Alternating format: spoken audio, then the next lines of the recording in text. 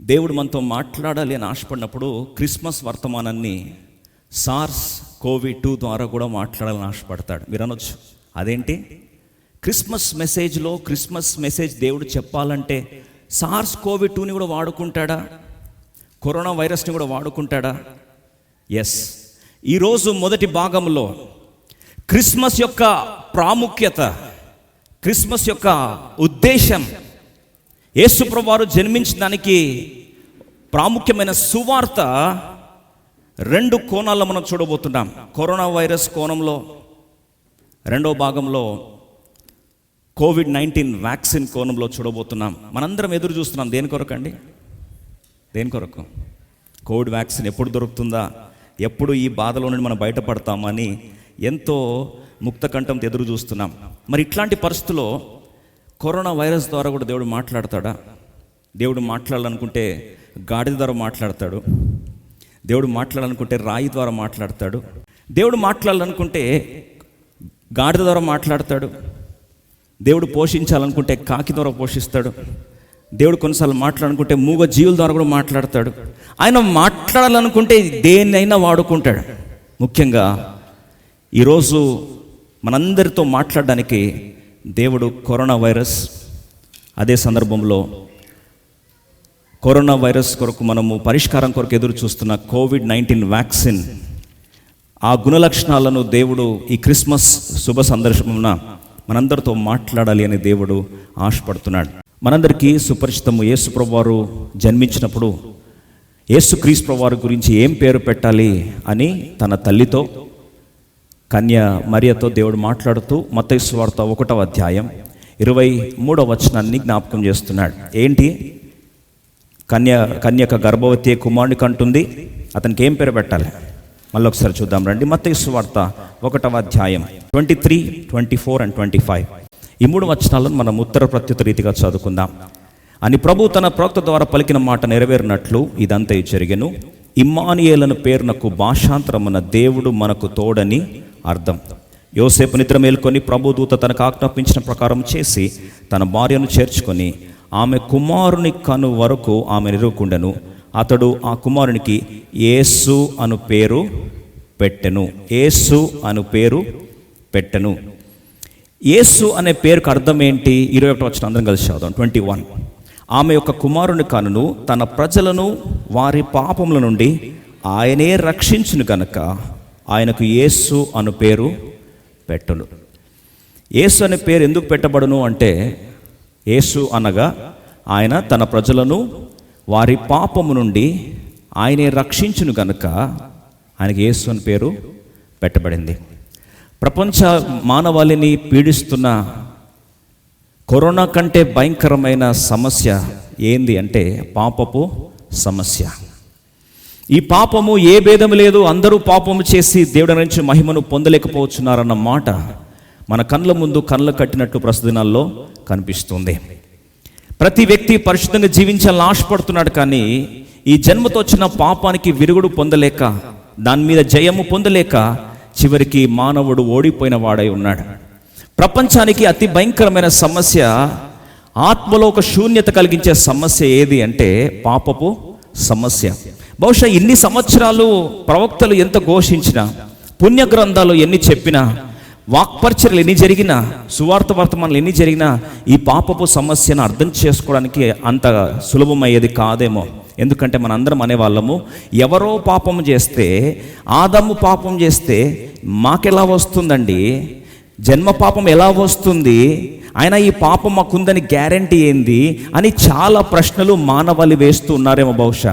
అయితే ఈరోజు ప్రభు అన్నాడు, మీకు అర్థం కావడానికి కొరకు, ఈ పాపపు సమస్యను అర్థం చేసుకోవడానికి కొరకు సార్స్ కోవిడ్-2 కరోనా వైరస్ ద్వారా మీకు అర్థం చేపిస్తానని 4 మాటలు జ్ఞాపకం చేస్తున్నాడు. ఏంటి ఆ 4 మాటలు? రండి మొదటిగా చూసుకుందాం. ఈ కరోనా వైరస్ ప్రజెంటేషన్లో పిక్చర్స్ వస్తున్నాయి, చూస్తూ అర్థం చేసుకోవడానికి ప్రయత్నిస్తాం. బహుశా లైవ్లో వీక్షిస్తున్న వారు కూడా ఈ పాపపు సమస్యను అర్థం చేసుకోవడానికి ఒక శాంపుల్గా సార్స్ కోవిడ్-2 ఈ కరోనా వైరస్ ద్వారా దేవుడు ఏం నేర్పించాలని ఆశపడుతున్నాడు. మొదటి గమనించినట్లయితే ఎగ్జాక్ట్గా 1 సంవత్సరం క్రితం డిసెంబర్ 1వ తారీఖున గత సంవత్సరం యానివర్సరీ సెలబ్రేట్ చేసుకుంటున్నాం. ఆల్మోస్ట్ ఒక 1 ఇయర్లో డిసెంబర్ 1వ తారీఖున ఆ వుహాన్ ప్రాంతంలో చైనాలో ఈ సార్స్ కోవిడ్ పుట్టింది అని వార్త విన్నాం. ఎవరం పట్టించుకోలేదు, అంత సీరియస్ అనుకోలేదు.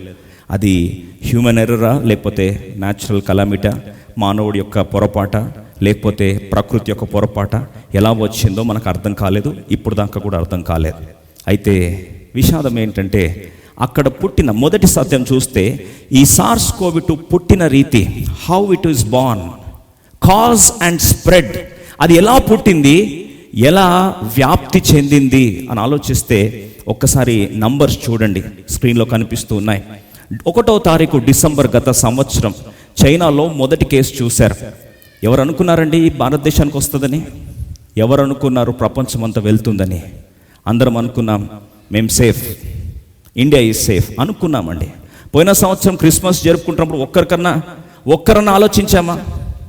ఎవరం ఆలోచించలే. None of us even took that as a serious caution. చైనాలో వచ్చింది మొదటి కేసు 1వ తారీఖు డిసెంబర్. ఇప్పుడు ఒక్కసారి చూడండి, సంవత్సరం తిరిగే లోపు ఆ చైనా కేసెస్ అన్నీ కల్పిస్తారు. లాస్ట్కి ఒక్కసారి మన స్టాటిస్టిక్స్ ప్రకారం మనం చూడడానికి ప్రయత్నిస్తే భారతదేశం కాకుండా ప్రపంచవ్యాప్తంగా డిసెంబర్ 1వ తారీఖు 2020 కల్లా 79 కోట్ల మందికి వ్యాప్తి చెందింది. Just 1 year 79 crores. ఇప్పుడు లాజికల్గా ఆలోచించండి, సార్స్ కోవిడ్ ఒక వ్యక్తి నుండి సంవత్సరం తిరిగే లోపు 79 కోట్ల మందికి స్ప్రెడ్ అయితే న్యాయం ఉంది, అక్కడ లాజిక్ ఉంది. దాన్ని మనం ఎవరు ప్రశ్నించాం. అదే ఒక్క మనిషి యొక్క ఆజ్ఞ అతిక్రమణ బట్టి, ఏదెన్ తోటలో ఆదాం యొక్క అతిక్రమణ బట్టి పాపము నరజాతి యావత్తు సంప్రాప్తించిందంటే అదేలా సాధ్యమవుతుందండి అంటాం. ఇప్పుడు దేవుడు అన్నాడు ఇలా సాధ్యమవుతుంది అని చెప్పి చూపించాడు. చూపించడమే కాదండి, అందరికీ అనుభవింపజేపిస్తున్నాడు ఈరోజు. ఒకసారి ప్రేమిత్రం ఆలోచించు. From just 1 person, from just 1 point, it has spread across the globe so rapidly that within 1 year 79 crores of people are infected and 18 lakhs of people are dead. 18 లక్షల మంది చనిపోయారు. ప్రేమిత్రం, ఈరోజు ప్రశ్న ఏంటంటే సార్స్ కోవిడ్ పుట్టింది ఒక ప్రాంతంలో, వ్యాప్తి చెందింది ప్రపంచమంతా. సంవత్సరం తిరిగేలోపు సుమారు 79 కోట్ల మందికి అంటుతే ఈరోజు పాపపు సమస్య ఎలా స్టార్ట్ అయింది తెలుసా? ఏదెన్ తోటలో దేవుడు తినవద్దు అని చెప్పిన పండు తిన్నప్పుడు ఆజ్ఞాతిక్రమే పాపం. ఈ పాపం ఎప్పుడైతే మానవుల్లో ప్రవేశించిందో ఆ మొదటి మానవుడైన ఆదాం యొక్క సంతానమే నరజాతి యావత్తు మనందరం కూడా జన్మతో పాపులం అయిపోయాం. జన్మతో పాపులం కాబట్టి కర్మపాపం చేస్తాం. ఈరోజు ప్రశ్న ఏంటంటే బయట చేయకుండా ఉండొచ్చు, బయట ఎటువంటి పాపము చేయకుండా ఉండొచ్చు, కానీ అంతరంగ పాపాన్ని ఎవరు చూడగలరు? Who can see the sin inside? అందుకొరకే కోవిడ్లో 2 రకాలు ఉంటాయి. ఏ సిమ్టమాటిక్, రెండోది సిమ్టమాటిక్. కొంతమందికి ఏమో లక్షణాలు కనిపిస్తాయి, కొంతమందికి అస్సలు లక్షణాలు కనిపించవు. ఇప్పుడు ప్రాబ్లం ఏం తెలుసా అండి? లక్షణాలు కనిపించటోలే బెటర్. లక్షణాలు కనిపించిన వాళ్ళు ఏం చేస్తారు తెలుసా? ఇంకెక్కువ స్ప్రెడ్ చేస్తారు. మానవాళి సమస్య కూడా అదే. జన్మతః పాపం, బయట కర్మ పాపం చేయొచ్చు, చేయకపోవచ్చు. కర్మ పాపం ప్రజలు గుర్తిస్తారు, కానీ జన్మ పాపాన్ని ఎవరు గుర్తిస్తారు? దేవుడు చూస్తున్నాడు. రెండవ సత్యం చూస్తాం. సార్స్ కోవి కాలక్రమం చూసినట్లయితే రెండోదిగా వార్నింగ్స్ విస్తృతంగా పంపించారు చాలామంది. ఒకసారి స్క్రీన్లో ఆ వ్యక్తిని చూడడానికి ప్రయత్నిస్తాం. ఇదే సంవత్సరం, గత సంవత్సరం ఈ టైంలో డాక్టర్ లీవెన్ లింగ్ అనే ఒక డాక్టర్, ఆయన విస్తృతంగా అలారం ప్రకటిస్తున్నాడు. అయ్యా గమనించండి, ఇది సార్స్ కోవిడ్ చాలా డేంజరస్ వైరస్, ఇది ప్రాణాలు తీస్తుంది, దయచేసి పట్టించుకోండి, ప్లీజ్ ప్లీజ్ టేక్ హీడ్, దయచేసి జాగ్రత్త వహించండి అని చెప్పి గుండె బద్దలయ్యేటట్లు, కంఠము పిక్కటిల్లేదట్లు అరుస్తూ వచ్చాడు. చివరికి ఏం చేశారు తెలుసా అండి? ప్రభుత్వం వారు, చైనా ప్రభుత్వం వారు ఆయన అరెస్ట్ చేసి, నువ్వు ప్రజల్లో అనవసరంగా రూమర్స్ పుట్టిస్తున్నావు, ప్రజల్లో విభ్రాంతి పుట్టిస్తున్నావు, నువ్వు ఇలాంటి ప్రజల్లో ఒకలాంటి భయాందోళన వాతావరణం కల్పిస్తున్నావు అని చెప్పి ఆయనని దేశద్రోహి చట్టం కింద అరెస్ట్ చేశారండి. ఆయన చివరికి ఆయనకు కూడా కోవిడ్ వచ్చింది, వాళ్ళ భార్య ప్రెగ్నెంట్ ఉంది, అమ్మా నాన్నలు వృద్ధాప్యంలో ఉన్నారు. వుహాన్ పట్టణంలో 7వ తారీఖు ఫిబ్రవరి మాసం ప్రకటించి హెచ్చరికలు చెప్పి చివరికి ఓడిపోయిన వాడై అదే కోవిడ్ వస్తున్నప్పుడు కళ్ళల్లో ఏడుస్తూ ఒకటే మాట అన్నాడు, looking at the misery of all the patients my heart is aching, నా గుండె బద్దలైపోతుంది. ఎంత ఘోరమైన పరిణామాలకు ప్రాణాలు పోతూ ఉంటే ఎవరికి పట్టడం లేదు. Nobody is concern about this అని ఏడుస్తున్నాడు. చివరికి 7వ తారీఖు ఫిబ్రవరి ఉదయకాలము 2:58 చిరాగృహ పిలుపు పొందాడు. ఆయన డైరీలో రాసుకున్నాడట, I have fought a good fight. నేను పోరాడాల్సింది పోరాడాను, చెప్పాల్సింది చెప్పాను, కానీ ప్రభుత్వం వారు కూడా ఎవరు కూడా పట్టించుకోలేదు. ఒక్కసారి ఆలోచించండి ప్రియ సోదరి సోదరుడా, ఆ రోజే కానీ పట్టించుకొని ఉంటే ఈరోజు భారతదేశానికి వచ్చేదా అండి? వచ్చేది కాదు. మనం ఇంతమంది ప్రియులను కోల్పోయేవాళ్ళం కాదు. హెచ్చరికల తర్వాత హెచ్చరికలు వస్తే మనం దాన్ని పట్టించుకోలేదు. We paid a deaf ear to all the warnings. ఒకసారి ఆలోచించండి, ఏదైనా తోటలో ఆజ్ఞ అతిక్రమించిన పిమ్మట నుండి ఇప్పుడు ఎందరో ప్రవక్తలను ఒకదాని తర్వాత ఒకటి పంపిస్తూ వచ్చాడు. ఎందరో ప్రవక్తలను ఒకదాని తర్వాత పంపిస్తూ వచ్చాడు. హెచ్చరిక వర్తమానాలు పంపిస్తూ వచ్చాడు. ఏం చేశారండి మానవాళి? ఆ హెచ్చరిక చేస్తున్న ప్రవక్తల్ని చంపేశాం. చివరికి యేసు ప్రభు అందరు ప్రవక్తలు పంపించిన తర్వాత లాస్ట్కి ఏమన్నా తెలుసా అండి, ఆ తండ్రిని దేవుడు చివరికి నా సొంత కుమారుణ్ణే పంపించేస్తాను. ఆలోచించండి, సొంత కుమారుని పంపించిన తర్వాత యేసు ప్రభు వారు యెరూషలేం పట్టణం వైపు చూస్తే ఏమన్నాడు తెలుసా?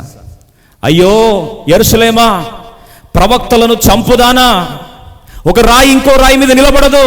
ఎన్ని వర్తమానాలు పంపించినా మీరు పట్టించుకోలేదు, ఒకరోజు ఈ సువార్త మూగబోతుంది అని హెచ్చరించలేదా?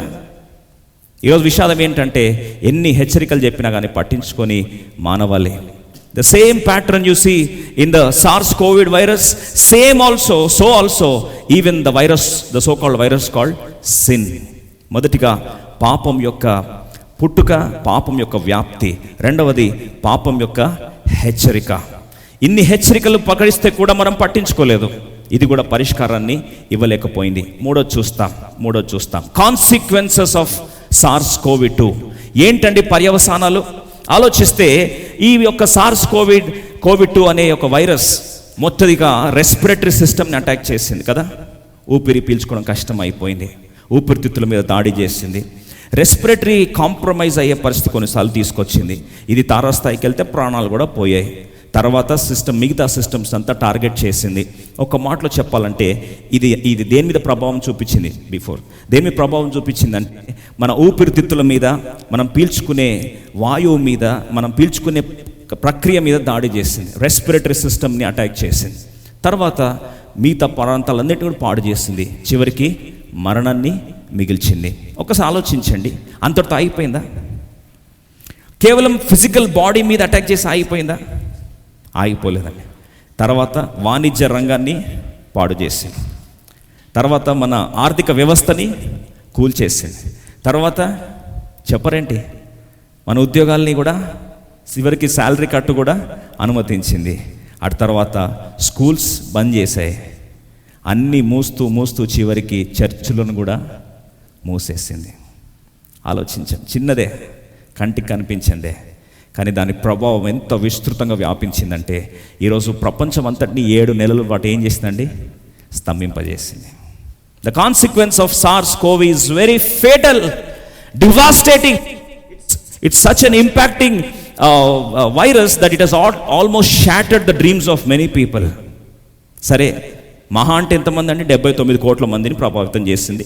18 లక్షల మంది మరణించారు ఇప్పుడు వరకు, ప్రస్తుతం బహుశా స్టాటిస్టిక్స్ ప్రకారం చూస్తే. అంతేగాని ఇప్పుడు చూడండి, దానికంటే భయంకరమైన పాపపు రోగం ఏం చేసింది తెలుసా అండి? బైబిల్ రాయబడిన మాట స్పష్టంగా రాస్తుంది, పాపం వల్ల వచ్చే జీతము మరణం. ఏంటి మరణము అంటే? చనియే. చావు అంటే చనియే, ఎడబాపు. ఈ ఆత్మ పరమాత్మ నుండి ఏదైనా తోటలో ఏ రోజైతే పాపము మానవుడు చేశాడో, పాపం యొక్క కారణాన్ని బట్టి, పర్యవసానాన్ని బట్టి ఈ ఆత్మ పరమాత్మ నుంచి ఏమైపోయింది? దూరం అయిపోయింది. అందుకొరకే ఆ రోజే దేవుడు అన్నాడు, ఈ పండు నీవు తినుదినమున నిశ్చయముగా చచ్చెదవు. అంటే చనిపోవడం అంటే భౌతికంగా కాదు, నీ ఆత్మ నా నుండి ఏమైపోతుంది, దూరం అయిపోతుంది. దేవుడెవరు? ఆత్మస్వరూపి. దేవుడెవరు? సమాధాన అధిపతి. దేవుని సన్నిధిలో ఏముంది? సంపూర్ణ సంతోషములు ఉన్నాయి. దేవుని సన్నిధిలో ఏముంది? ఆయన సన్నిధి యొక్క స్పర్శ ఉంది. దేవుని సన్నిధిలో ఏముంది? మానవుని యొక్క వెలితికి పరిష్కారం ఉంది. దేవుని యొక్క సన్నిధిలో ఏముంది? ఆత్మ యొక్క సంతృప్తి యొక్క చిరునామా ఆత్మస్వరూపంలో ఉంది. అయితే ఏ రోజైతే ఆదాము పాపం చేశాడో దేవుని నుంచి ఏమైపోయాడండి? దూరం అయిపోయాడు. దాని పర్యవసానాలు ఒకసారి చూడండి, స్క్రీన్లో మనం చూడడానికి ప్రయత్నిస్తాం. మనిషి ఈరోజు బయట నటిస్తున్నాడు బాగున్నట్లు. మనందరం బయట హ్యాపీ క్రిస్మస్ చెప్పుకుంటున్నాం, బయట కొత్త బట్టలు వేసుకున్నాం, సంతోషం, సెలబ్రేట్ చేసుకుంటున్నాం, సంతోషం, అంతా బాగుంది. లోపల ఎలా ఉందండి? అందుకొరకే బయట నవ్వుతున్నావు చిరునవ్వుతో. కొంతమంది రీసెంట్గా నన్ను అపార్థం చేసుకోవద్దండి, ఒక ప్రాంతంలో ప్రీ క్రిస్మస్కి వెళ్ళాను గత సంవత్సరం. అయితే ఆ ప్రాంతంలో ప్రీ క్రిస్మస్ చేస్తున్నప్పుడు ఆర్గనైజర్ తను నా వర్తమానం అయిపోయిన తర్వాత కేక్ కటింగ్ చేయించినప్పుడు అందరు ఎందుకో డల్గా ఉన్నారు, ఎందుకో తెలియదు, చలి ఉందనేమో బహుశా. ఈయన ఏమన్నాడు తెలుసా అండి? జోష్ లేదు సార్, జోష్ లేదు. జోష్ లేకపోతే ఏం చేస్తారని చూశాను. అందరు గట్టిగా అరవండి, గట్టిగా అరవండి, అరవండి అన్నాడు. నేను అరుస్తే జోష్ వస్తుందేమో అని చెప్పి చూస్తే అందరూ అరుస్తున్నారు గట్టిగా. నవ్వండి గట్టిగా అన్నారు. ఫోర్స్ చేసి ఏం చెప్పిస్తున్నా అండి? నవ్వుపిస్తున్నాడు. అయిపోయిన తర్వాత అడిగాను, బ్రదర్ ఎట్ రండి అని చెప్పండి అన్నారు. అంత ఫోర్స్ చేసి నవ్వుపిచ్చావు కదా, లోపల నవ్వుపించగలుగుతున్నావా? లోపల నవ్వలేపలే కదా బ్రదర్, అందుకు గట్టి అరుమని చెప్తున్నా అన్నాడు. ఈరోజు మనిషి పరిస్థితి ఏమైందంటే బయట ఏం చేస్తున్నాం?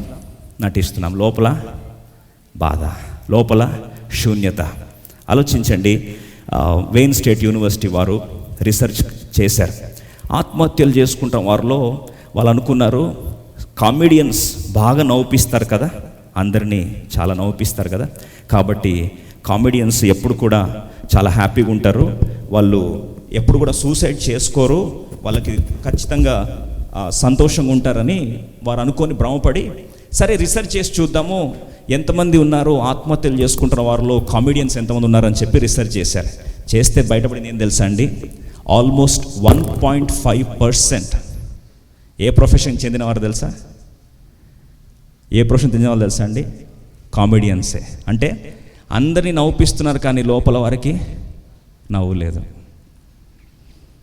ఈరోజు క్రిస్మస్ అంటే కేవలం బయట నవ్వు కాదు, ఆయన సన్నిధిలో సంపూర్ణ సంతోషములు లోపలుండి పెళ్ళుపికే అత్యానంద భరితులై ఆ ఇంటిలో ప్రవేశించిన జ్ఞానుల అనుభూతిని దేవుడు ఈరోజు ఇవ్వాలని ఆశపడుతున్నాడు. Where is the happiness? Where is the Joy?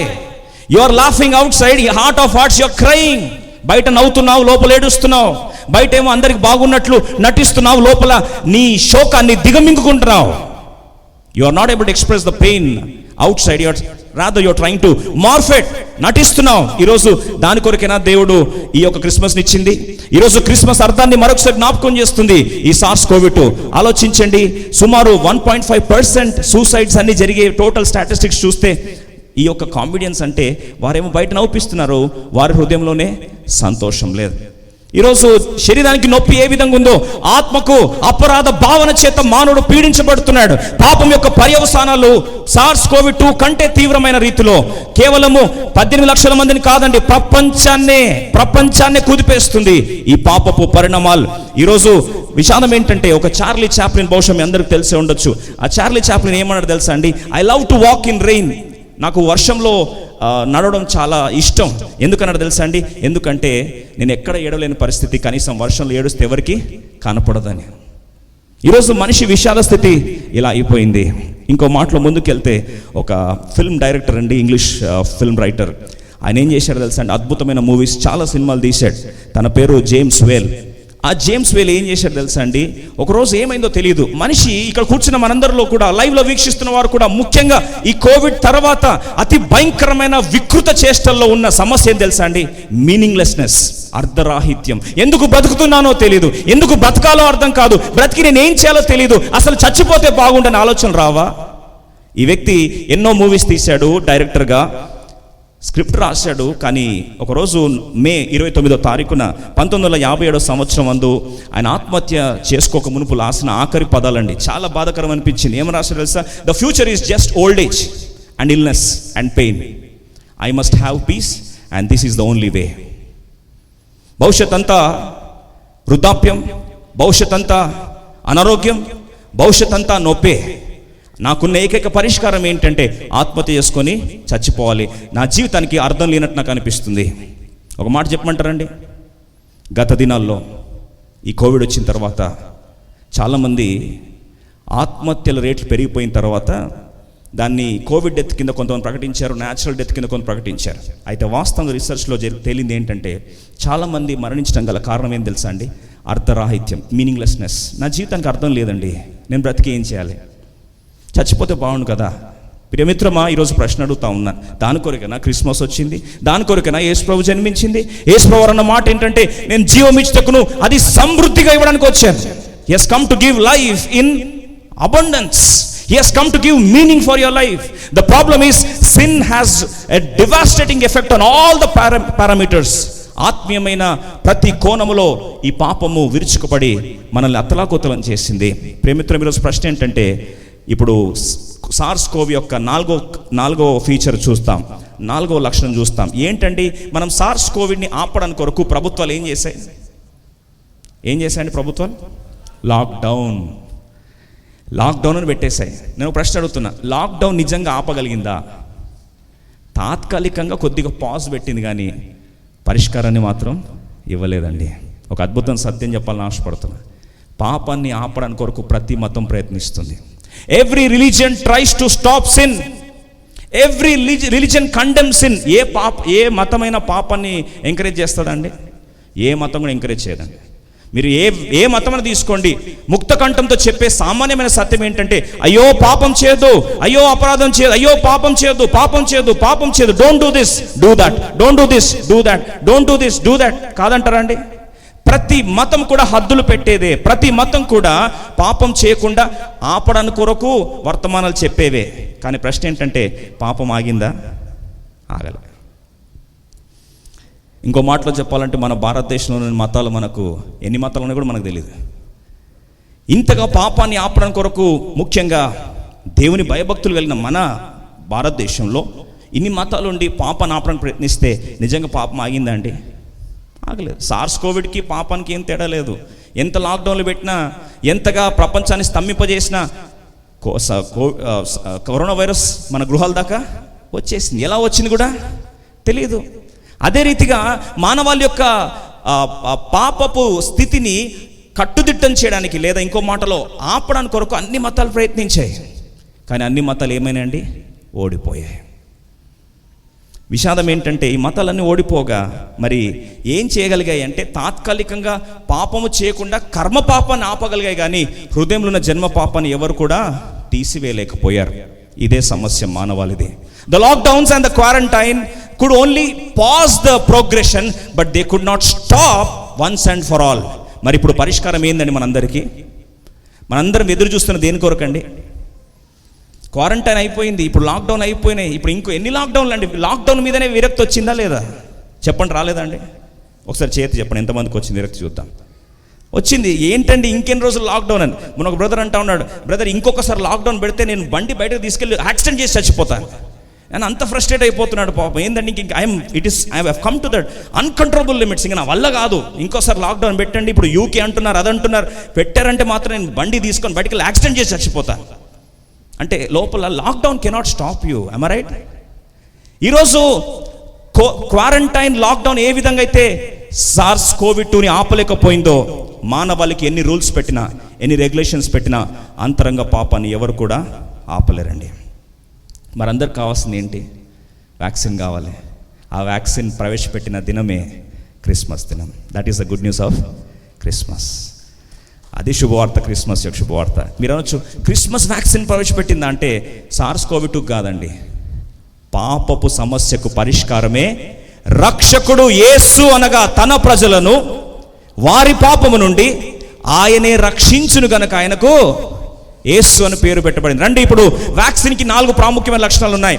ఎవరైనా సరే, ప్రపంచంలో ఏ శాస్త్రమైనా సరే, ఏ సైంటిస్ట్ అయినా సరే ఈ 4 లక్షణాలు ఖచ్చితంగా చూడాల్సిందే.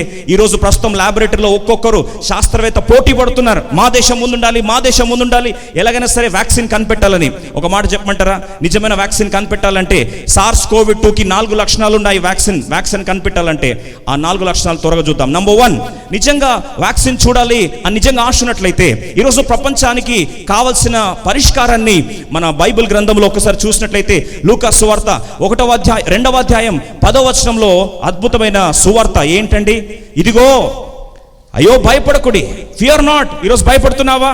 భయపడకు, ప్రజలందరికీ కలగబోవు మహా సంతోషకరమైన సువర్తమానము, నేడు రక్షకుడు మీ కొరకు పుట్టి ఉన్నాడు. ప్రజలందరికీ కలగబోవు మహా సంతోషకరమైన సువర్తమానం.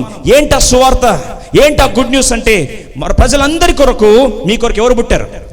రక్షకుడు పుట్టాడు. మీకు ఒక వ్యాక్సిన్ పుట్టింది అని. అరే, వ్యాక్సిన్ పుడితే అది కేవలం ఒక మతానికి కదా అని బహుశా ప్రశ్న వస్తే అక్కడ రాయబడి ఉంది, ప్రజలందరికీ కలగబోవు మహా సంతోషకరమైన సువర్తమానం. ఏంటి ఒకసారి రండి చూసుకుందాం. వ్యాక్సిన్కి క్లుప్తంగా 4 ప్రాముఖ్య లక్షణాలు ఉన్నాయి. ఈరోజు కావాలంటే మీరు వెళ్ళి ఎక్కడైనా గూగుల్ సెర్చ్ చేసుకోండి, ఎక్కడైనా వెళ్ళి చూసుకోండి.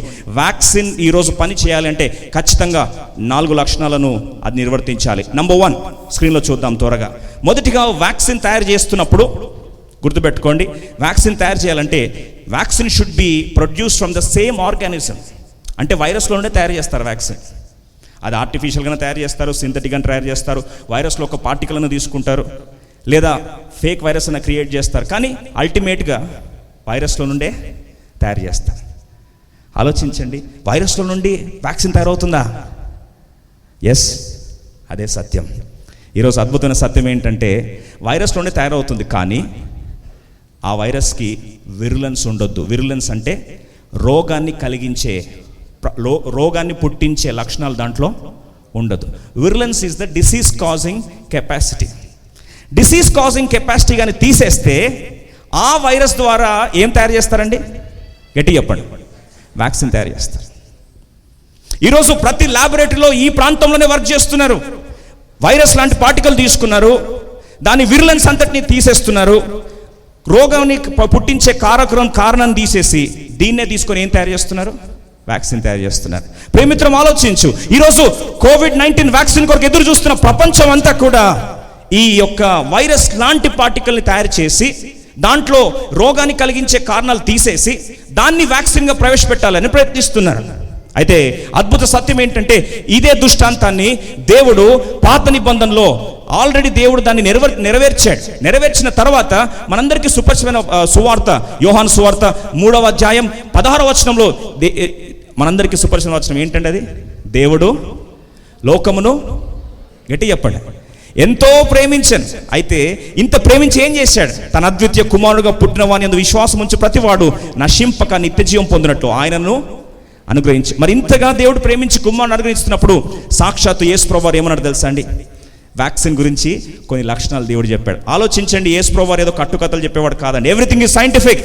When God tells a gospel, it is not a story, it is a proven fact. రండి చూద్దాం. యోహాను సువార్త 3వ అధ్యాయం, యోహాను సువార్త 3వ అధ్యాయం 13-14 వచనాలు కలిసి చదువుదామండి. John's gospel chapter 3 verse 14 and 15, 14-15 వచనాలు కలిసి చదువుదాం. యోహాను సువార్త 3వ అధ్యాయం 14-15 వచనాలు అందరం కలిసి చదువుదాం. అరణ్యములో మోషే సర్పమును ఏలాగు ఎత్తనో, నెక్స్ట్, అలాగే విశ్వసించు ప్రతివాడును నశింపక ఆయన ద్వారా నిత్య జీవం పొందినట్లు మనుష్య కుమారుడు ఎత్తబడవలెను. దేవుడు ముందే చెప్పాడు. వ్యాక్సిన్ ప్రవేశపెట్టాలంటే ఫార్ములా చెప్తున్నాను.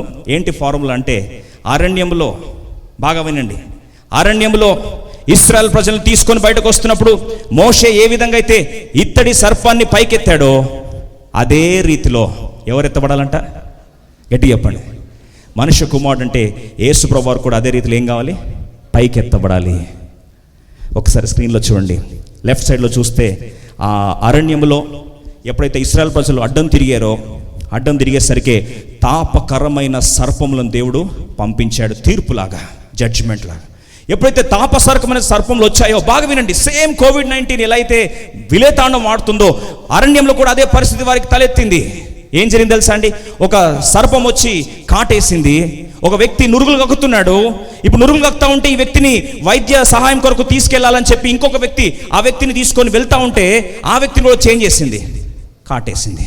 ఇప్పుడు ఏమైపోయిందండి? సరే, ఇంకొక వ్యక్తి వస్తే ఆయనకు కూడా కాటేస్తుంది. ఇంకెవరు కూడా పరిష్కారం లేని పరిస్థితి. ఎక్కడ చూసినా నురుగులు కక్కుతున్నారు, చచ్చిపోతున్నారు, నురుగులు కక్కుతున్నారు, చచ్చిపోతున్నారు. అరణ్యం అంతా కూడా శోకసంద్రం అయిపోయింది. ఈ పరిస్థితిలో ఎవరైనా హెల్ప్ చేద్దామని వెళ్తే, కుటుంబ సభ్యులకు హెల్ప్ చేద్దామని వెళ్తే కూడా వారి దగ్గర వచ్చే లోపల వారికి కూడా ఏం చేస్తుందండి? కాటేస్తుంది. ఒక్కసారి ఆలోచించండి, కోవిడ్-19 పరిస్థితి ఎలా ఉండింది? Same to same. అయ్యో, ప్రియులే కదా, తల్లే కదా, తండ్రే కదా, కుమారుడే కదా, ఆహారం తీసుకెళ్దామని చెప్పి తీసుకెళ్ళలేని కూడా పరిస్థితి. ప్యాకెట్లో పెట్టి తలుపు కింద నుంచి ఏం చేశాం? లోపల పంపించాం. ఏమైపోయింది ప్రేమలను? బహుశా ప్రశ్న వచ్చిందా? కాదు, పోతే వాళ్ళ ప్రాణాలు కూడా పోతాయి. విషాదం ఏంటి తెలుసా అండి? అరణ్యంలో ఏ విధంగా అయితే తాపకరమైన సర్పంలు వచ్చాయో, please don't allow any more inside. After the break we can run out them. Let them be out because disturbance is happening. Let them SIT out side. మధ్యలో బ్రేక్ అప్పుడు లోపల పంపిస్తాం దయచేసి. అంతవరకు ఎవరు డిస్టర్బ్ చేయకండి. విషాద పరిస్థితి ఏంటంటే, తాపకరమైన సర్పంలు ఏ విధంగా అయితే అరణ్యంలో విరుచుకుపడ్డాయో, ప్రస్తుత దినాల్లో కూడా SARS-CoV-2 కూడా ఇష్టం వచ్చినట్లు మానవి దాడి చేస్తూ ఒక వ్యక్తికి వైద్య సాయం చేద్దామని వస్తే చివరికి డాక్టర్లకు కూడా వచ్చేసింది. ఈ పరిస్థితి, అదే పరిస్థితులు ఉన్నప్పుడు ఇప్పుడు మోషే ఏడుస్తున్నాడు, ప్రభువా దీని పరిష్కారం లేదా? Lord, is there not solution for this అని ఏడడం ఆరంభిస్తే వెంటనే ప్రభు అన్నాడు, ఒక్క నిమిషం ఆగు మోషే, పరిష్కారం ఉంది. ఏంటి ప్రభు పరిష్కారం? సర్పములు కాటేస్తున్నాయి ప్రభు, ఏం చేయమంటావు? ప్రభు అన్నాడు, సర్పాలు కాటేస్తున్నాయా? అయితే ఇత్తడి సర్పం ఒకటి తయారు చేయి. ఈయనకు అర్థం కాలే. మనమైతే మోసే పోషణలు ఏమంటామండి? అదేంటి ప్రభు, నీ కామన్ సెన్స్ ఉందా? ఆల్రెడీ కాటేస్తుంది ఏది చెప్పండి? సర్పం. మళ్ళీ నువ్వేమంటున్నావు? మళ్ళీ ఇంకో సర్పం చేయమంటున్నావు అంటే ప్రభు అన్నాడు, మోషే అలా దేవుణ్ణి అధిక తెలివి వాడి అడ్డగోలుగా ఇరుక్కునేవాడు కాదు. దేవుడు ఏది చెప్తే దాన్ని చేసేవాడు. వెంటనే అన్నాడు, సరే ప్రభు చేస్తాను. వెళ్ళాడు, కంసాలందరికీ వెళ్ళాడు, ఇత్తడి సర్పాన్ని తయారు చేయమన్నాడు. వాడు బహుశా ఆశ్చర్యపడవచ్చు, ఇదేంటి సార్ ఇత్తడి సర్పం చేయమంటున్నారు, సర్పమే కదా కాటేసిందంటే వెంటనే నా ప్రభు చెప్పాడు సర్పాన్ని తయారు చేయి. ఇత్తడి సర్పాన్ని తయారు చేస్తున్నాడు. ఆ సర్పం తయారు చేస్తూ ఉండేసరికి అక్కడికి చాలా మంది క్షతగ్రాతులు అయిపోతున్నారు, నురుగులు గక్కి చచ్చిపోతున్నారు, ప్రాణాలు పోతా ఉన్నాయి. ఎలాగైనా సరే దీని పరిష్కారం, వ్యాక్సిన్ కావాలంటే ఇత్తడి సర్పాన్ని సిద్ధపరిచాడు. పరిగెత్తుకుంటూ వెళ్తున్నాడు, తీసుకెళ్లి నిలబెట్టేశాడు అరణ్యంలో. ఎప్పుడైతే అరణ్యంలో నిలబెట్టేశాడో అందరూ చూస్తున్నప్పుడు కొంతమంది అనుకున్నారు, చూడాలా దీన్ని, చూడాలా. కొంతమంది అనుకుండొచ్చు మనలాగా అతిగా తెలివి వాడిన వాళ్ళు ఏమనుకుండొచ్చు అంటే, ఆల్రెడీ సర్పాలు కాటేస్తుంటే మా మోషే గారు పాపం ముసలోడైపోయి ఏం చేశాడు, ఇంకొక ఇత్తడి సర్పం తయారు చేసి పెట్టాడు. ఇదేంటి విడ్డూరంగా ఉంది, what nonsense is this? Already serpents are biting us and on the top of it he is trying to present a brazen serpent and he is asking us to look at that. చూస్తే బాగవుతామా అని బహుశా కొంతమంది హేతువాదులు అడ్డమడి ఉండొచ్చు. వెంటనే కొంతమంది అనుకున్నారు, ఏదైనా పర్లేదు, మా ప్రాణాలు బ్రతుకుతే చాలు అని చెప్పి నిదానించి ఎటు చూశారండి? ఆ ఇత్తడి సర్పం వైపు చూశారు. చూసేసరికి ఏమైపోయారండి?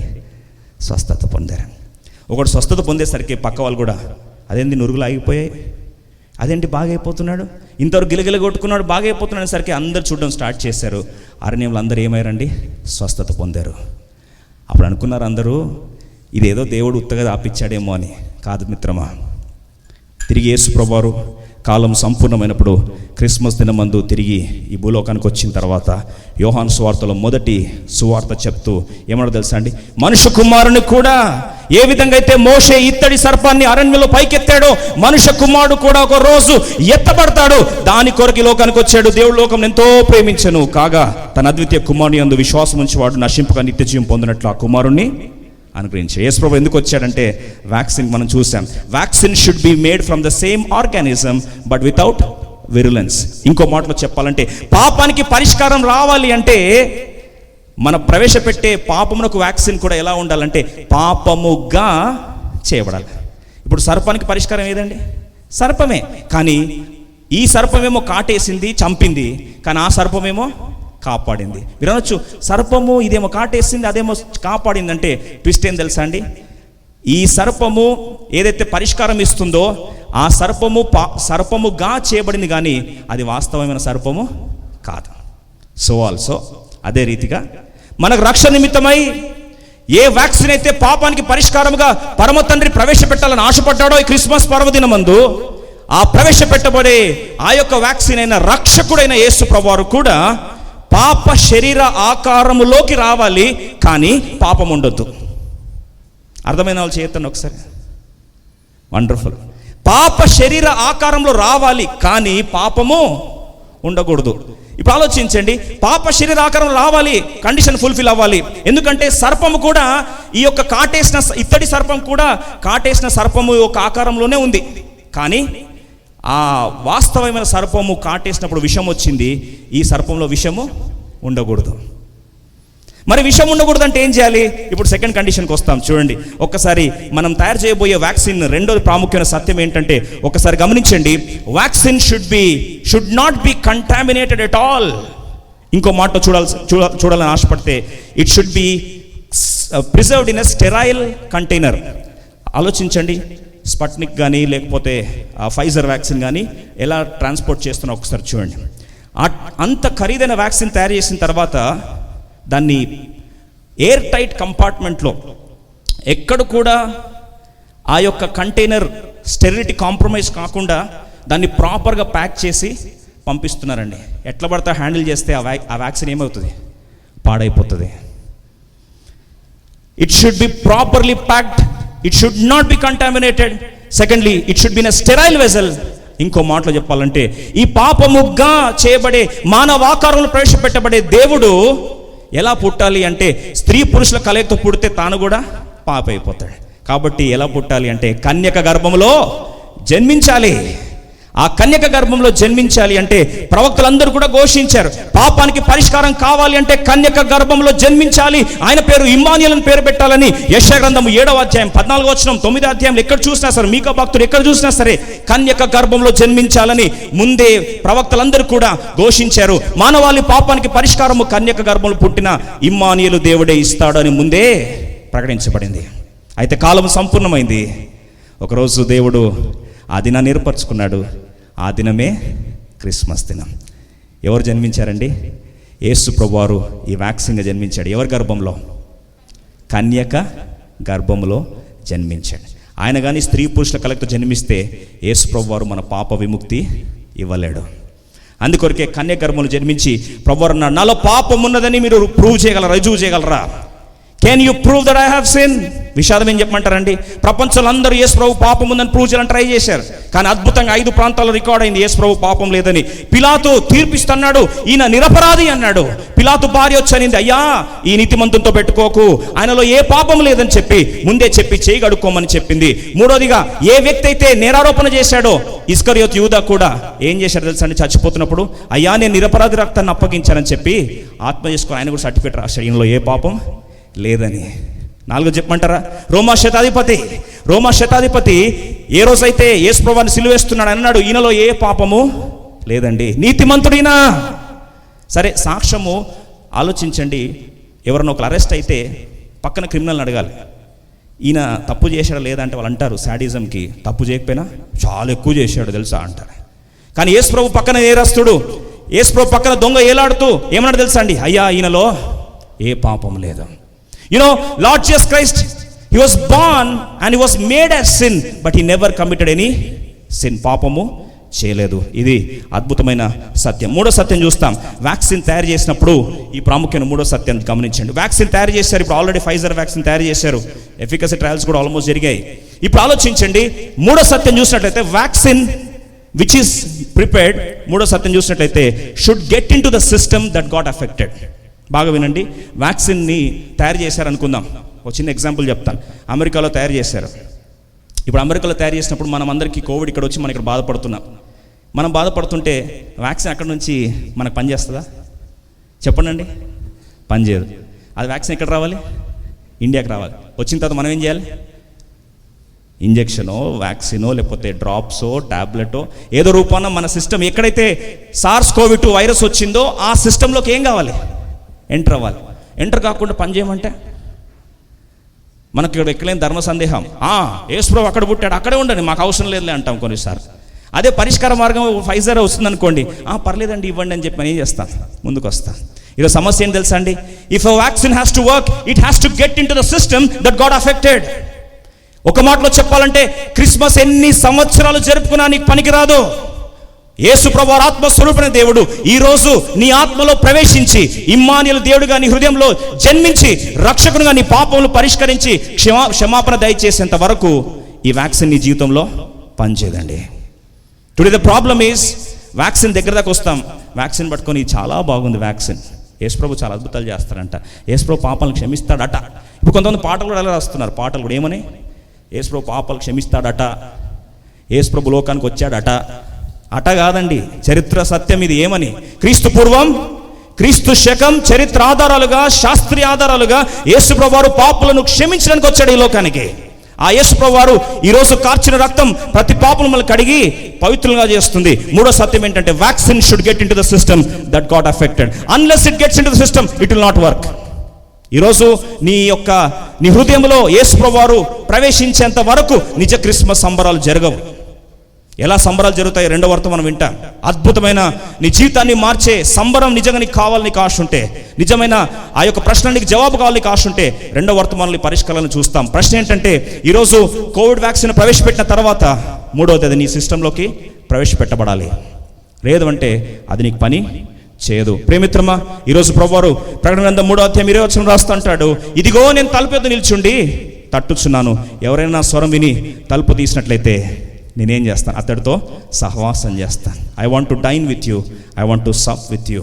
ఈరోజు నీ హృదయ తలుపు ఎదురు నిల్చుండి తట్టుచున్నాను. ఇదే ప్రశ్న అడిగాడు ఆ రోజు నిజంగా ఆలోచిస్తే నిషీది రాత్రి. బహుశా మనందరికీ పాట తెలుసు కదండి, సైలెంట్ నైట్. నిజంగా వాస్తవంగా సైలెంట్ నైటే అండి.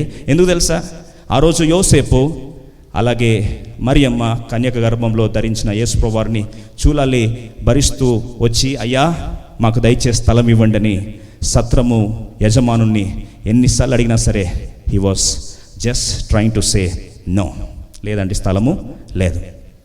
యోసేపుకు మాట రావట్లేదు, ఎన్ని రోజులు బతిమలాడాలి. He was almost silent. బ్రతిమలాడలేని పక్షంలో చివరికి స్థలము నిరాకరించినందుకు సత్ర కాపరి యేసుప్రభువుని తీసుకెళ్లి పశువుల పాకలో పరుండబెట్టారు. It was indeed a silent night. ఈరోజు కూడా నిశ్శబ్ద దినముగా నీ హృదయంలో దేవుడు హృదయ తలుపు తడుచున్నప్పుడు ఈరోజు కూడా అలాగే బయట నిలబెడతాను ప్రభుని అనుకున్నట్లయితే నిజమైన క్రిస్మస్ సంబరాలు ఎప్పుడు జరగవు. ఆలోచించండి, సత్ర కాపరి ఆ రోజు కానీ సత్రంను తెరిచి యేసు ప్రభు కొద్ది స్థలం ఇచ్చుంటే ఈరోజు అది పుణ్యక్షేత్రంగా మార్చబడేది, ప్రపంచ చరిత్రను మార్చే అద్భుతమైన ప్రాంతంగా దేవుడు తీర్చిదిద్దేవాడు. కానీ ఆ అవకాశం దేవుడు చివరికి ఎవరికి ఇచ్చాడండి, పశువుల పాకకిచ్చాడు. ప్రేమిత్రమా, ఈరోజు ఏ పరిస్థితులు ఉన్నావో సంబంధం లేదు. పశువుల పాక లాంటి పరిస్థితి నీ హృదయం అవ్వచ్చు, బహుశా నీ మీద నీకే అసహ్యం అవ్వచ్చు. ఈ వాసన నేను తట్టుకోలేను, ఆత్మ జీవితం నా మీద విరక్తి వస్తుంది అనుకుండొచ్చు.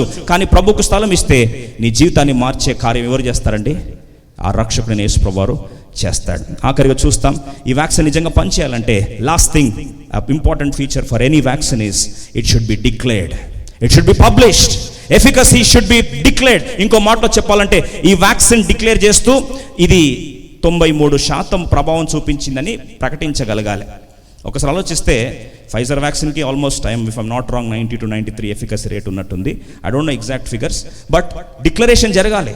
జరగకుండా ఎవడు పడితే వాడు వ్యాక్సిన్ తయారు చేశానని చెప్పి సైంటిఫిక్గా పబ్లిష్ చేయకుండా నా వ్యాక్సిన్ వేసుకున్నంటే ఎవరం కూడా ధైర్యం చేయమండి. అడుగుతాం, నిజంగా పబ్లిష్ అయిందా?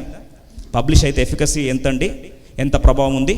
తర్వాత క్వశ్చన్ అడుగుతాం, ఎంత సైడ్ ఎఫెక్ట్స్ ఉన్నాయి, వేసుకున్న తర్వాత ఏమేమి ప్రాబ్లమ్స్ వస్తున్నాయి, ఇవన్నీ చూసిన తర్వాత ఫాలోఅప్ ట్రయల్స్ చూసిన తర్వాత ఏం చేస్తామండి, వేసుకుంటాం కదా. అందుకొరకే వ్యాక్సిన్ రెడీ అయిన తర్వాత, పాపపు వ్యాక్సిన్ రెడీ అయిన తర్వాత యేసు ప్రభువు కల్వరిలో కార్యమంతటిని ఫినిష్ చేసి, ఏ విధంగా అయితే అరణ్యంలో ఇత్తడి సర్పం పైకెత్తబడుతుందని దేవుడు ప్రకటించాడో అదే రీతిగా వాగ్దానం నెరవేరుస్తూ యేసు క్రీస్తు ప్రభువు కల్వరి శిలువలో ఇత్తడి సర్పం పైకెత్తబడినట్లుగా తాను కూడా పైకెత్తబడి ప్రాణమంతటిని అర్పించి రక్తమంతటిని కార్చి యేసు రక్తం ప్రతి పాపం కడిగి శుద్ధీకరించిన వాగ్దానం నెరవేర్చి ఆఖరిగా యేసు ప్రభువు కల్వరిలో ఏమన్నాడు తెలుసా అండి, ఇట్ ఈస్ ఫినిష్డ్, సమాప్తం అయిపోయింది. దాన్ని టెటలోస్టాయ్ అంటారు గ్రీక్లో. అంటే నేను చేయాల్సిన కార్యము నేను చేసేసాను, ప్రకటించేసాను, అయిపోయింది, it is declared. Next question వస్తుంది, ఎంతవరకు ఎఫికసీ ట్రయల్స్ జరిగాయి, ఎంతవరకు ఎఫెక్టివ్గా ఉంది అని ఆలోచిస్తే 2000 సంవత్సరాల ట్రాక్ రికార్డ్ ఉంది. ఎంతమంది జీవితాలను దేవుడు బాగు చేశాడు. ఎంతమంది పాపములను క్షమించాడు, ఎంతమంది దుర్మార్గులను దేవుడు బాగు చేశాడు, ఎంతమంది జీవితాలు మార్చి క్రీస్తు పూర్వంగా దేవుడు ఈరోజు చరిత్ర ఆధారాలతో పాటు నీ ముందు నిలబడ్డారు. ఈరోజు ఈ క్రిస్మస్ నిజంగా నీ జీవితాన్ని మార్చబడాలని నీకు ఆశనట్లయితే క్రీస్తు ప్రభువారు వంతెనగా పాపమునకు పరిష్కారముగా ఈ యొక్క రక్షకుడైన యేసు క్రీస్తు ప్రభువారు ప్రతి పాపం మనల్ని కడిగి పవిత్రంగా చేయాలని ఆశపడుతున్నాడు. మరి నీ స్పందన ఏంటి? చిన్న కథ చెప్పి నేను ముగించేస్తాను. చాలా దినాల క్రితం జరిగిన సంఘటన నేను విన్నాను, ఎంతవరకు కరెక్టో నాకు తెలియదు, కానీ అర్థం కావడం కొరకు ఈ సంఘటన చెప్పి ముగించేస్తాను. ఆ దేశంలో భయంకరంగా ఇట్లాంటి విషపు రోగము చాలా మందికి సంప్రాప్తించింది. ఆ రోగం లక్షణాలు ఏంటంటే జ్వరం వస్తుంది, కాఫ్ వస్తుంది, బహుశా కోవిడ్-19 లాంటిదే. అది వచ్చిన తర్వాత కొన్ని గంటల్లో ప్రజలు చనిపోతున్నారు. ఇది ఒక వ్యక్తికి వచ్చినప్పుడు అందరూ అనుకున్నారు పర్లేదు అనుకున్నారు, కానీ అది చివరికి దాటి దేశమంతా వ్యాప్తిస్తుంది. వేల మంది మరణిస్తున్నారు. వెంటనే మెడికల్ ఎమర్జెన్సీ డిక్లేర్ చేశారు. ఏం చేశారు తెలుసా? మెడికల్ ఎమర్జెన్సీ డిక్లేర్ చేసి వాళ్ళు ఒకటే అన్నారు, ఇమ్మీడియట్గా ట్రయల్ స్టార్ట్ చేయండి, వ్యాక్సిన్ కనిపెట్టండి అని చెప్పి ఫండింగ్ ఏజెన్సీస్ అందరూ ముందుకు వచ్చారు, ప్రభుత్వం ముందుకు వచ్చింది. అయితే ఒక ల్యాబొరేటరీలో ఈ మందు కనిపెట్టారు. కనిపెట్టిన తర్వాత దాన్ని ప్రయోగించాలి అంటే కలుషితం లేని రక్తం కావాలి అని వారు ప్రకటించి వాళ్ళు ఏమన్నారంటే, ఈ రక్తం ఎవరున్నా సరే అందరూ మీరు వచ్చి శాంపిల్స్ ఇవ్వండి, మేము టెస్ట్ చేస్తాం, ఎవరిలో అయితే కలుషితం లేని రక్తం ఉంటుందో వారిని మేము పిలుస్తాం, వారి రక్తాన్ని తీసుకొని మేము వ్యాక్సిన్ తయారు చేసి ప్రజలందరికీ పంచిపెడతాం, అప్పుడు వారు బ్రతుకుతారని అనేసరికి ప్రభుత్వం ఆర్డర్ చేశారు. కాబట్టి అందరూ వస్తున్నారు, బ్లడ్ టెస్ట్ ఇస్తున్నారు, బ్లడ్ శాంపిల్స్ ఇస్తున్నారు, వారు బ్లడ్ తీసుకుంటున్నారు, బాక్స్లో ప్యాక్ చేస్తున్నారు, బాటిల్స్లో. ఇలా అంతా బ్లడ్ తీసుకుంటున్నారు. అంతా అయిపోయిన తర్వాత టెస్టింగ్ చేశారు. ఒకరోజు ఫోన్ కాల్ వచ్చింది ఒక కుటుంబంలో. ఆ కుటుంబంలో నాన్నున్నాడు, భార్య లేదు. అంటే ఈ తల్లిదండ్రులు ఇద్దరికి ఒకే కుమారుడు పుట్టాడు. ఆ బిడ్డ పేరు జాన్. అయితే ఈ జాన్ వాళ్ళ అమ్మ చిన్న వయసులోనే చనిపోయింది. అయితే ఈ జాన్ ఏం చేశాడు తెలుసా అండి, వాళ్ళ అమ్మ లోటు కనపడకూడదని నాన్న అంత ప్రేమ అంతటిని బిడ్డ మీద చూపిస్తూ వచ్చాడు. ఒకరోజు ఫోన్ కాల్ వచ్చింది. ఈ జానే ఫోన్ ఎత్తాడు. ఈ జాన్ వాళ్ళ ఇల్లా అని ఫోన్ అని వారు అడిగేసరికి అన్నాడు, yes this is John's house అన్నాడు. అయితే మీ డాడీ లేడా అన్న. ఉన్నాడు అని వాళ్ళ డాడీని పిలిచాడు. వాళ్ళ డాడీ వచ్చాడు, ఫోన్ తీసుకున్నాడు. ఏం వారు తిన్నాడో తెలీదు. వాళ్ళు అన్నారు, సార్ అందరూ వచ్చి బ్లడ్ శాంపిల్స్ ఇచ్చారు, అయితే కలుషితం లేని రక్తం, అంటే వ్యాక్సిన్ తయారు చేయడానికి వీలయ్యే రక్తము మీ బిడ్డలోనే ఉంది, మీ బాబులోనే ఉంది. జాన్ మీ కుమారుడేనా నా అన్నాడు. ఎస్ జాన్ మా బాబే. అతన్నాడు, ఆ బాబుని తీసుకొని వస్తారా? ఇప్పుడు నాన్నకి గుండెలు రైలు పరిగెడుతున్నాయి. నా కొడుకుని తీసుకొని నేను వస్తున్నాను, పర్లేదు, కానీ నా కొడుకు రక్తం అడుగుతున్నారు. కార్లో కూర్చున్నాడు, కొడుకుని కూర్చోబెట్టాడు. ఆలోచనలు రెండు వస్తున్నాయి. ఇప్పుడు నా కొడుకు నాకు ప్రాముఖ్యమైన వాడు, నా కొడుకు విలువైన వాడు. వీడి రక్తాన్ని ఇస్తే వీడు చచ్చిపోతాడు, నాకు వీడు కావాలి, వీడు నా ప్రాణం, వీడు బ్రతకాల్సిందే అని మనసులో తలంపు వస్తుంది. ఇంకోవైపు ఫోన్ల మీద ఫోన్లు చేస్తున్నారు. ప్రాణాలు పోతున్నాయి సార్, వేల మంది, ఇప్పుడు లక్షలకు వచ్చేస్తుంది, అందరూ చనిపోతున్నారు, రండి సార్ అని చెప్పి ఎంత అడుగుతున్నా కానీ ఈయన మనసు ఒప్పట్లేదు. చివరికి ప్రెసిడెంట్ నుంచి ఫోన్ కాల్ వచ్చింది. Sir we beg you please, దయచేసి రండి. ఈయన వెళ్ళిపోయాడు, ప్రెసిడెంట్ ఆఫీస్కి వెళ్ళాడు. ప్రెసిడెంట్ వాళ్ళతో మాట్లాడారు. అన్నారు, సార్ మీ కొడుకు రక్తం ఇవ్వకపోతే ఒక్కని ప్రాంతంలో లక్షల మంది మరణిస్తున్నారు, దయచేసి ఏదన్నా చేయండి, దయచేసి ప్లీజ్ డూ సంథింగ్ అనేసరికి నాకు ఏం చేయాలో అర్థం కావట్లేదు. ఒకవైపు దేశం, ప్రజలు, వేల మంది ప్రాణాలు, ఇంకోవైపు కన్న బిడ్డ, ఒకే ఒక కుమారుడు, ఏం చేయాలో తోచలేదు. కుమారుడు దగ్గరికి వెళ్ళి అన్నాడు, నాన్న ఒకటి అడుగుతున్నాను, నువ్వు జవాబిస్తావా? వాడు అన్నాడు, చెప్పండి డాడీ. జాన్ అన్నాడు, చెప్పు డాడీ. నాన్న అందరూ మరణిస్తున్నారు, అయితే కలుషితం లేని రక్తం నీ దగ్గర ఒక్కందరినే ఉందట, నువ్వు బ్లడ్ ఇస్తే వ్యాక్సిన్ తయారు చేస్తారు, ఆ వ్యాక్సిన్ ద్వారా అందరూ బ్రతుకుతారు. అయితే బాబు అన్నాడు, డాడీ నేను బ్లడ్ ఇస్తాను, తర్వాత ఏమవుతుంది? నాన్న కళ్ళలో నీళ్ళాగట్లేదు. అన్నాడు, ఈ బ్లడ్ తీసుకుంటే నువ్వు చనిపోతావురా, నువ్వు ఎస్ అంటే ముందుకెళ్దాం, లేదంటే ఆపేస్తాను. ఆ బాబు అన్నాడు, డాడీ ఇన్ని వేల ప్రాణాలు కాపాడబడతాయంటే I don't mind giving my life. ఆ బిడ్డను తీసుకెళ్ళి ఇన్ఫార్మ్డ్ కన్సెంట్ ఫామ్ సంతకం పెట్టారు. అయితే బాబు అన్నాడు, డాడీ ఒకటే నా కోరిక, ఆ బ్లడ్ నా నుంచి తీసుకుంటున్నప్పుడు దయచేసి నా చెయ్యి పట్టుకొని ఉండవా, డోంట్ లీవ్ మై హ్యాండ్, నా చెయ్యి విడిచిపెట్టద్దు డాడీ, నేను తట్టుకోలేను. అలా అన్నాడు, ఖచ్చితంగా నేను చెయ్యి పట్టుకుంటాను రా. ఇద్దరిని తీసుకెళ్తున్నారు, ప్రపంచం అంతా న్యూస్ ఏజెన్సీ ఛానల్స్ అంతా బయట వెయిట్ చేస్తున్నారు. ఈరోజు ఒక శుభవార్త వినబోతున్నాం, కానీ ఆ శుభవార్త వినక మునుపు ఓ దుర్వార్త వినాల్సి వస్తుంది. వేల మంది ప్రాణాల కొరకు ఒక వ్యక్తి త్యాగం చేసే పరిస్థితి రానే వచ్చింది. ఈ తండ్రి ఇంతకి కుమారుని అప్పగిస్తాడా, అప్పగించడా? బయట మీడియా ఛానల్ వాళ్ళందరూ వెయిట్ చేస్తున్నారు. ప్రజలందరూ రోగంతో బాధపడుతున్న వారు, ప్రాణాలు పోతున్న వారి కుటుంబ సభ్యులు మాత్రం బతిమలాడుతున్నారు బయట నుంచి, అయ్యా మాకు ప్రాణభిక్ష పెట్ట, అయ్యా మాకు ప్రాణభిక్ష పెట్ట, అయ్యా మాకు ప్రాణభిక్ష పెట్టని ఒక్కొక్కరు కేకలు వేస్తున్నారు. చివరికి ఈయన మనసు ఒప్పలేదు, డైరెక్ట్గా వెళ్ళి సంతకం పెట్టాడు. బిడ్డని స్ట్రెచర్లో పడుకోబెట్టారు. ఆపరేషన్ థియేటర్లోకి తీసుకెళ్తున్నారు. కనెక్ట్ చేశారు. బ్లడ్ తీద్దామన్నప్పుడు బాబు అన్నాడు, డాడీ నా చేయి పట్టుకుంటానని మాట ఇచ్చావు కదా. చేయి పట్టుకున్నాడు వాళ్ళ నాన్న. ఆలోచించనండి, చేయి పట్టుకున్నప్పుడు ఆ బ్లడ్ తీస్తూ ఉంటే వీడు బైర్లు గమ్మిపోతుంది, చూడలేకపోయాడు వాళ్ళ డాడీ. దుఃఖం తన్నుకొస్తుంది, ఇంకా తట్టుకోలేకపోయాడు. ఆ కుమారుని చేయి అక్కడ విడిచిపెట్టేసి అక్కడి నుంచి రూమ్లోకి బయటకు వెళ్ళిపోదామని ప్రయత్నించి బయటకు వచ్చేస్తా ఉన్నాడు. ఆ బాబు ఆ కొర ప్రాణంతో, నాన్నను నాకేం మాట ఇచ్చావు, నా చెయ్యి విడిచిపెట్టనని చెప్పావు, చివరికి నా చెయ్యి విడిచి వెళ్ళిపోతున్నావు అనేసరికి వాళ్ళ నాన్న మాట చెప్పలేకపోయాడు. బయటకు తీసుకెళ్ళిపోయారు. బాబు ఏడుస్తున్నాడు. అక్కడే ఆ యొక్క రక్తం అంతా తీసేసుకున్నారు. వాడు అన్కాన్షియస్ అయిపోయాడు, చనిపోయాడు. ఆ బ్లడ్ తీసుకొని వ్యాక్సిన్ తయారు చేశారు. అందరూ బ్రతికారు. ఈ బిడ్డ మీద తెల్లటి క్లాత్ కప్పేసి ఆ బాడీని తీసుకొని బయటకు వచ్చారు. ఇప్పుడు నాన్న చేతిలో పెట్టబోతున్నప్పుడు ఆ నాన్న ఏడుస్తున్నమాట ఒకటే, వాడు ఆఖరి కోరిక కూడా నేను నెరవేర్చలేకపోయాను. నాన్న నా చెయ్యి విడిచిపెట్టొద్దు అన్నాడు, కానీ ఆ దుఃఖం నేను చూడలేకపోయాను. ఇంతమంది కొరకు నా కొడుకు నలిగిపోతుంటే నేను చూడలేకపోయాను. చివరికి ఆ చెయ్యి కూడా విడిచిపెట్టేశానని చెప్పి ఆ నాన్న ఆ యొక్క పార్థివ దేహాన్ని తీసుకున్నాడు. దుఃఖం కట్టలు తెంచుకొని వస్తుంది. ప్రపంచం ఈ తనయాన్ని బ్రతికాడు. ఇప్పుడు ఆ కుమారుడు లేకపోయేసరికి నాన్న తట్టుకోలేకపోయాడు. ఆ నాన్న ఆ కుమారుడిని పార్థివ దేహాన్ని తీసుకెళ్ళి ప్రభుత్వ లాంఛనాలతో వీరమరణం, ఇంతమంది ప్రాణాలు కాపాడాడని చెప్పి తీసుకెళ్ళి అందరూ వేల మంది వచ్చారు. సమాధి చేసే కార్యక్రమానికి ముందుకు తీసుకెళ్లారు. అంతిమయాత్ర అయిపోయింది, సమాధి చేశారు. ఈయన కుమారుడు ఇచ్చిన రక్తంతో చాలామంది బ్రతికారు. అందరూ ప్రాణాలు కాపాడబడ్డాయి. ఆ యొక్క మహమ్మారి నుండి విడుదల పొందారు. అయితే ఈ కుమారుడు మరణించిన కొన్ని నిమిషాలు అయిపోయింది. ఎవరింటికి వాళ్ళు వెళ్ళిపోయారు.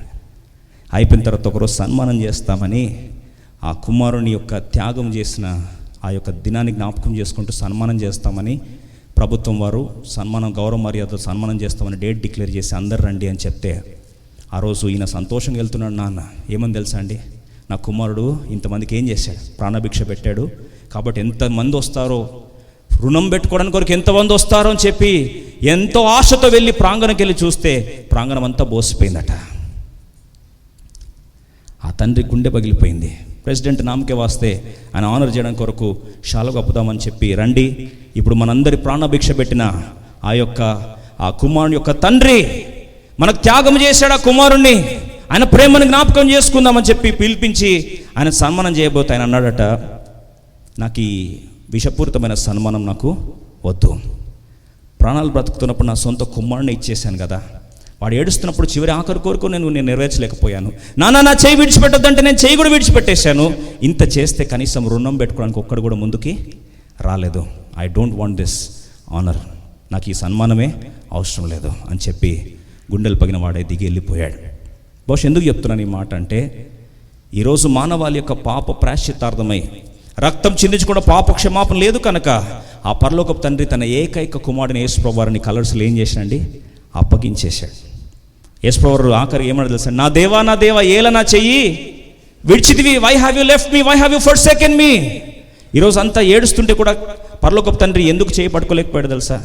ఈరోజు నీవు నేను ఆ కుమారుని యొక్క త్యాగాన్ని గుర్తెరిగి ఈ క్రిస్మస్ అంటే క్రీస్తు ఆరాధనను ప్రభుని ఆరాధించి ఈరోజు నా పాపంలో క్షమాపణ పొంది నిత్య మరణం నుండి తప్పించబడి ఈరోజు పరలోక వారసుడైన అయ్యానని సంతోషంతో ప్రభుని ఆరాధించాలని ఆ పరమ తండ్రి ఆశపడి కుమారుని ఇత్తడి సర్పంగా పైకెత్తడానికి ఎలా అయితే అనుమతించాడో కుమారుని యేసుప్రభువు వారిని కూడా కలవరిసలో అప్పగించడానికి తండ్రి అయిన దేవుడు ఇష్టపడ్డాడు.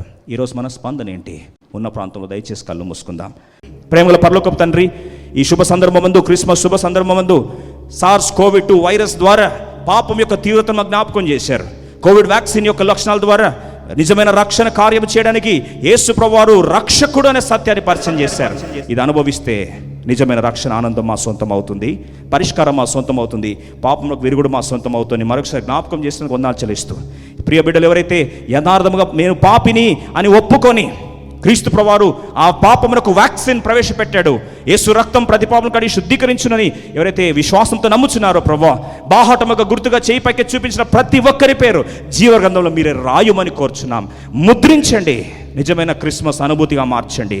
నేడే వారి పేరు జీవనం రాయమని కోర్చు వారి రక్షణ తీర్మానం స్థిరపరిచి సంపూర్ణ ఆత్మశాంతి, సమాధానం, నెమ్మది, ఆ సంపూర్ణమైన సమృద్ధి అయిన జీవం వారు సొంతం చేయమని వీళ్ళందరినీ మీ చేతికి అప్పగిస్తూ ఈ దినమందు వారు చేసే ప్రార్థన తండ్రి జీవగ్రంథంలో చిరస్థాయిగా ముద్రించమని, సంఘం యొక్క తండ్రి ప్రార్థన ఎదుట పాతాళపు ద్వారము నిలువనేరవన్న వాగ్దానం ఎత్తిపరచు సంఘముగా ఈ తీర్మానాలను బంధిస్తూ పరిశుద్ధాత్మ దేవుని కార్యానికి, కృపాకార్యానికి అప్పగిస్తూ యేసు నామములో ప్రార్థిస్తున్నాం తండ్రి. ఆమెన్.